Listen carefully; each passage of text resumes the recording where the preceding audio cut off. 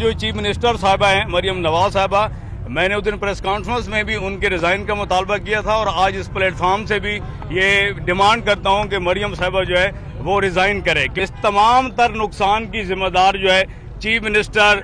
مریم میں اس کو نواب اس لیے کہتا ہوں کہ اس کے جو فیصلے ہیں وہ نوابوں والے فیصلے ہیں، بغیر اسٹیک ہولڈر کو اعتماد میں لیے جب بند کمروں کے اندر آپ فیصلے کریں گے، آپ کسی کو آن بورڈ نہیں لیں گے تو آپ کے ایکشن سے پھر اس کا ریئیکشن ضرور آئے گا۔ احتجاجی کیمپ جو ہے، لیکن ماشاءاللہ سے آپ ایسے تیار ہو کے آئے جیسے دلہا ہے کوئی آج کا۔ چلو خیر، اچھی بات ہے۔ کیا کہیں گے احتجاج کے حوالے سے؟ یہ معیشت کو جو نقصان اگر پہنچتا ہے اس ہڑتال کی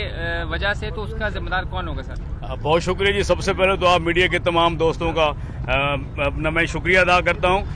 اور 1965 کا موٹر وہیکل جو آرڈیننس ہے 1965 کا، اس کے اندر جو ترمیم کی گئی ہے پنجاب گورنمنٹ کی طرف سے،